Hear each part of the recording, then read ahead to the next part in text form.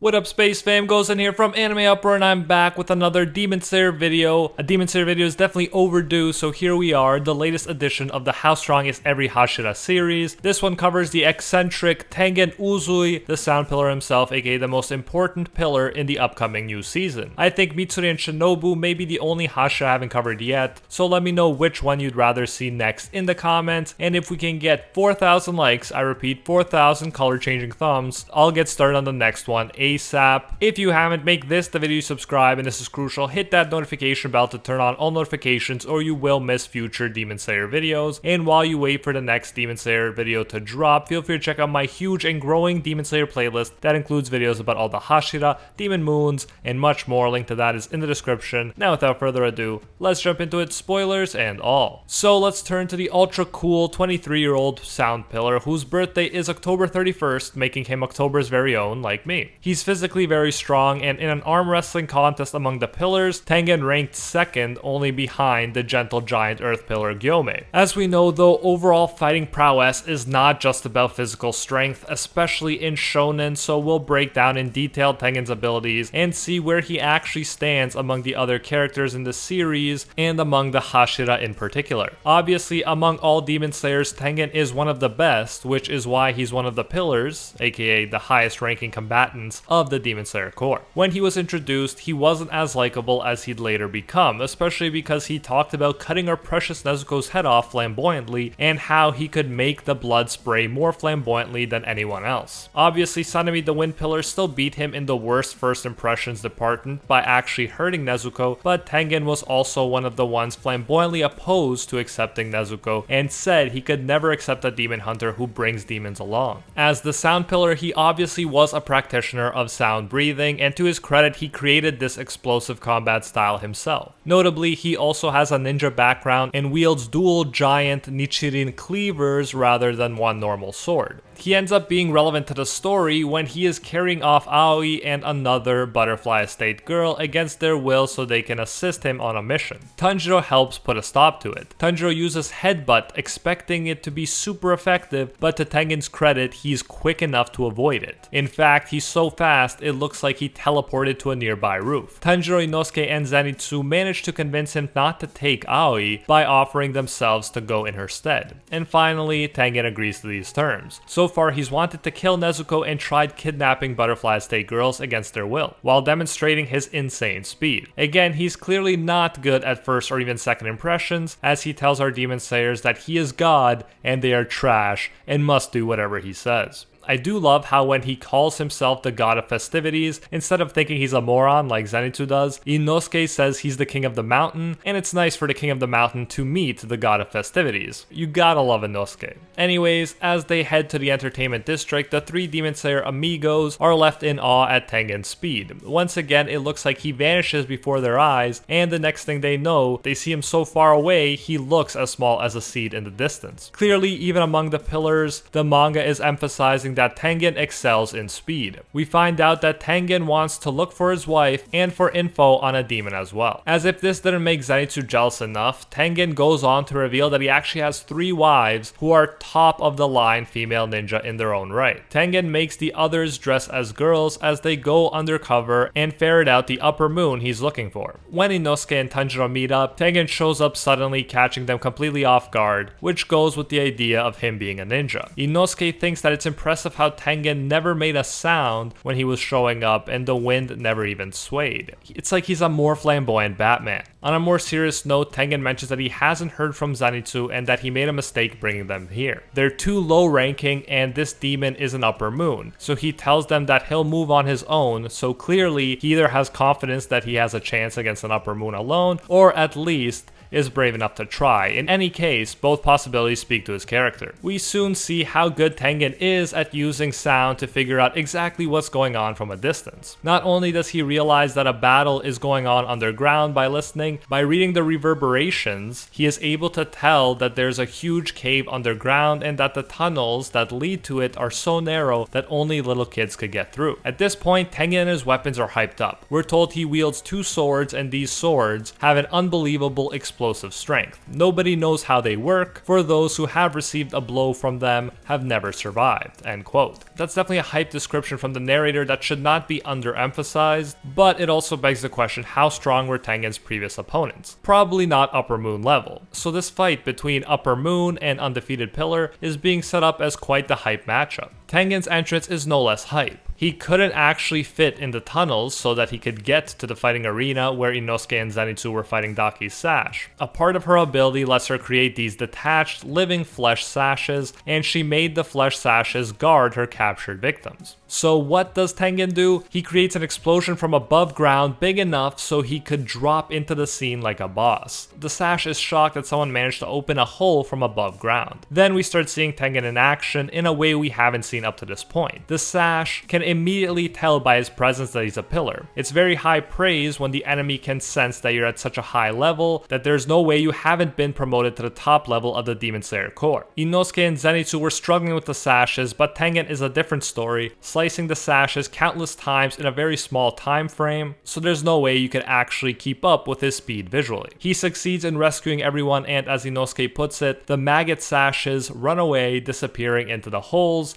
clearly not feeling like there was a point in facing someone of Tengen's caliber. When Tengen gives chase, again Inosuke can't help but remark how fast Tengen is. The sashes return to Daki and she realizes what they've experienced and that a pillar is present. However, she's not worried, feeling that it'll work out, showing that even to Upper Moon 6, the lowest ranking Upper Moon, there isn't a fear around pillars. While Tanjiro and Nezuko are fighting Daki, Nezuko enters her mature form and starts losing it. When Tengen shows up suddenly, he mentions that Nezuko is flamboyantly progressing into a demon. Pretty hilarious thing to say in such an intense situation. And then we get a big flex from Tengen. He lets us know that Daki isn't even an Upper Moon, or at least not on her own, as we find out later. Tengen can immediately sense that she's too weak and she is not the Upper Moon he was looking for. Tengen cuts her head off in a moment using his speed before she or we the readers fully understand what's going on. Again, combining so much physical strength and speed is pretty amazing as we witness him effortlessly take out a demon that was giving Tanjiro and pre-transformation Nezuko a lot of trouble. Tengen's deduction skills were correct, and eventually Gyutaro, Daki's brother, emerges from her body, and he's clearly the stronger of the two Upper Moon 6s. Even Tengen fails to hit him with his attack and remarks that Gyutaro's reaction speed is no laughing matter. Coming from him, that's a big deal. To Tengen's credit, the pillar manages to stop Gyutaro's first attack, even though he had intention to kill behind the attack. It's worth mentioning that Gyutaro, who's not very pretty, has immense envy when he sees the over 6 foot tall, attractive ladies man in front of him. The fact that Tengen has 3 wives bothers Gyutaro like he was Zenitsu himself. Gyutaro launches his blood sickle attack at Tengen, and the blades of blood look like they're gonna be a problem until Tengen uses his explosion ability to escape to another floor. We also see tiny bombs at this point that Tengen releases and cuts to cause the explosions that accompany his explosive combat style. A very interesting style for a swordsman to adopt and very unique among any other Demon Slayers we've seen. Gyutaro gives Tengen more praise after fighting him for a while, saying he's different from all the pillars he's killed up to now. He assumes that Tengen was a special guy from birth who got chosen by talent. And this is where Tengen, despite all the hyping up of his character, reveals that he's not so special among the pillars. He remarks that Gyutaro must have had a wonderful life if he thinks someone like Tengen has talent. For Tengen, people like Muichiro and Gyomei are the talented ones, definitely not him. At this point, Gyutaro reveals that not only can he control his airborne blood blades like homing missiles, they are also full of deadly poison. So he's shocked that Tengen hasn't dropped dead. At this point, we find out another strength of Tengen's. Because he's from a ninja family, he's actually developed some resistance to poison. It's also revealed that Tengen grew up in a family where his father forced him to train intensely, and he was one of only 2 of his 9 siblings who survived. Tengen goes on to hold his own against Gyutaro and Daki until the 3 demon slaying amigos arrive. But it's significant that the poison, though not killing him yet, is working slow and steady, and so we gotta keep in mind that this fight will include Tengen far from prime condition. And I say that while also noting that he failed to kill the 2 demons before before he was heavily poisoned as well. Another significant detail that's revealed over the course of the fight is that Gyutaro has already eaten 15 pillars and Daki has eaten 7. So right away, if Tengen comes out of this alive, it's impressive in and of itself. Then the battle resumes and Gyutaro goes after Tanjiro,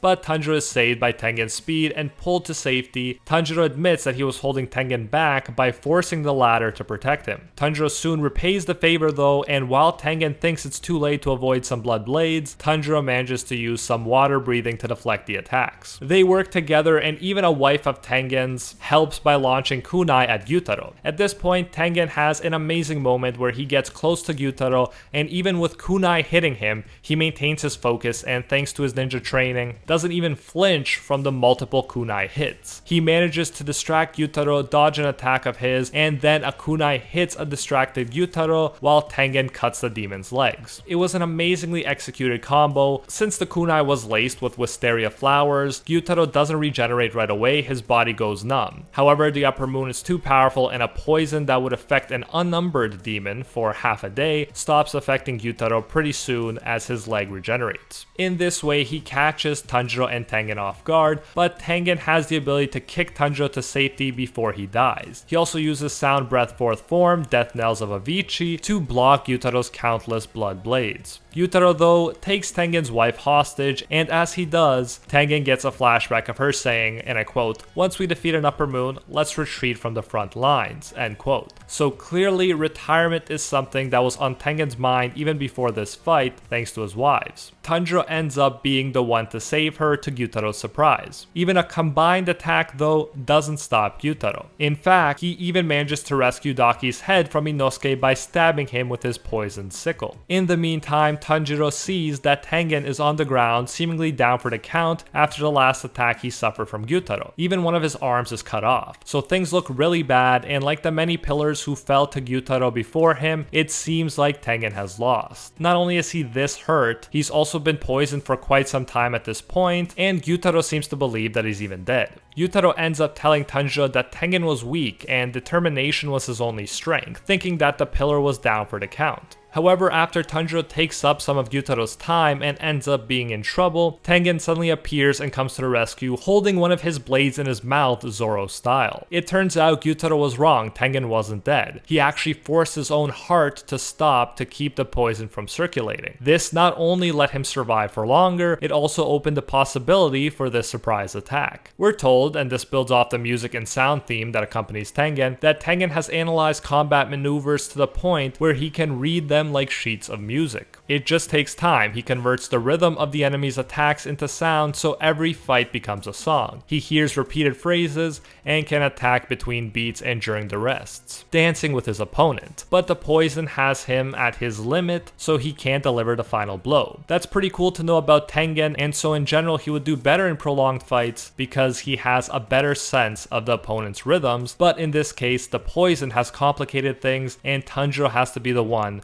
to finish Gyutaro off. Nonetheless, Tengen is very impressive, and now that he has a grasp on his opponent's rhythm, he manages to deflect most of his attacks with one arm to Gyutaro's shock. Gyutaro does end up slicing through one of Tengen's eyes, and again, Tengen is such a boss, it doesn't even slow him down. Now that I think about it, that's another thing he has in common with Zoro, not making a big deal out of insanely painful injuries. Eventually, thanks to Tengen's help, Tanjiro manages to cut off Gyutaro's head as Zenitsu and Inosuke do the same with Daki, which is the key for beating these two so they stop regenerating. Gyutaro's body unleashes one more surprise, an explosion of blood blades, and Tengen is practically at death's door when the dust settles. His tongue stops working from the poison and he looks horrible, but luckily Nezuko's flame succeed in curing him of the poison. He lost an eye and an arm, but he's alive, unlike the other pillars who faced Gyutaro, albeit he did have a lot of help from Tanjiro, Nezuko, Inosuke, Zenitsu, and his wives. During chapter 97,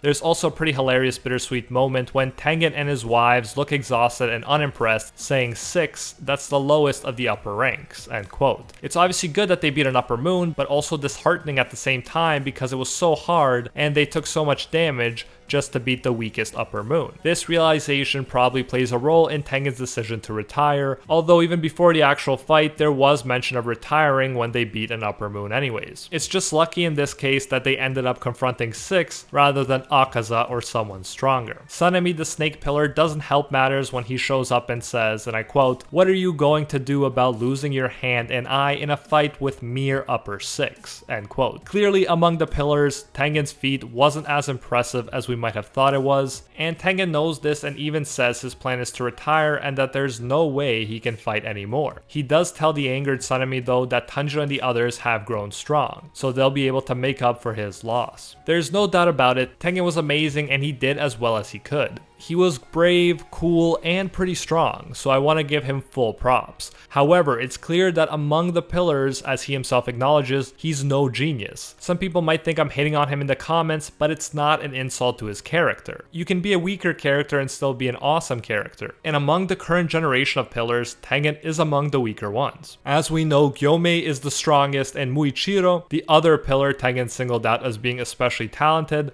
beat Upper Moon 5 by himself without losing an arm or eye at only 14 years old. While Tengen got as hurt as he did from Upper Moon 6, a weaker Upper Moon, while he also had a lot of help to boot. It seems this generation of pillars is especially talented though, since as we mentioned, Upper Moon 6 beat many pillars from the past, but I'd say he wouldn't have fared so well against this generation, and Tengen said as much when he said that Gyutaro was lucky if he thought that Tengen was especially talented, because that meant he conveniently avoided all the stronger pillars up to that point. When Rengoku died and Tengen got the news, he remarked, and I quote, "Even Rengoku lost to an upper rank moon," end quote, suggesting that Rengoku was another pillar that Tengen viewed as being stronger than himself. After Tengen's retirement, pillars also start awakening to their Demon Slayer marks, which is kind of like going Super Saiyan for Demon Slayers. Because of that, any gap between the other pillars and Tengen would only be increased. In my all 9 pillars ranked from weakest to strongest video, link in the description,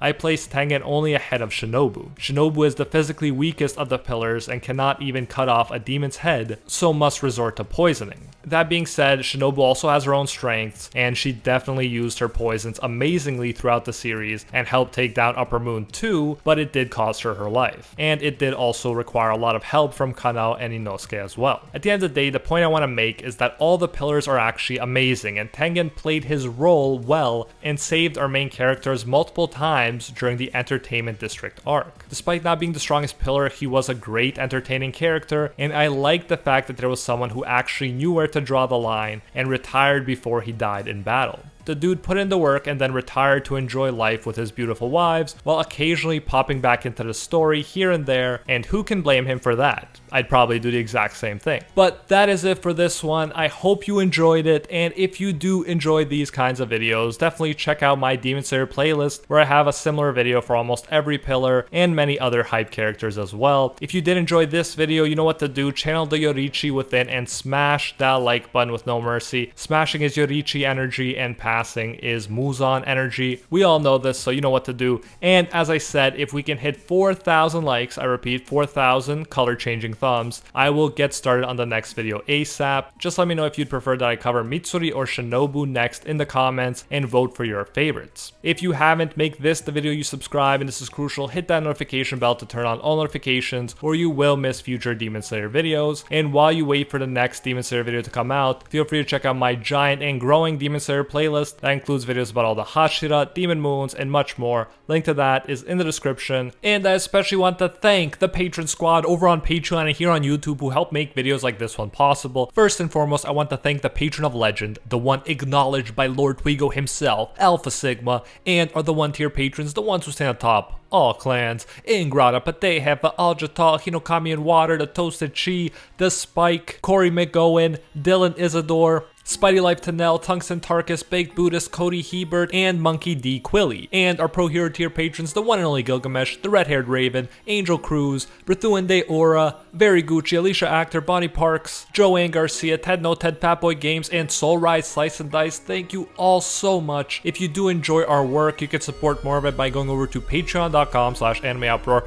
and becoming a patron today for as little as $1. If you do so, you'll get your name featured in future videos alongside these amazing people right here, and you'll even get access to our private patron-only Discord where we talk about anime life and of course thank memes. So check out patreon.com/AnimeUproar, link in the description if you are interested. You can also join the YouTube channel by clicking that blue join button next to the subscribe button that you've hopefully already destroyed. So yeah, you can support more content that way if you prefer, and whichever way you choose to support us, you will get the same great benefits.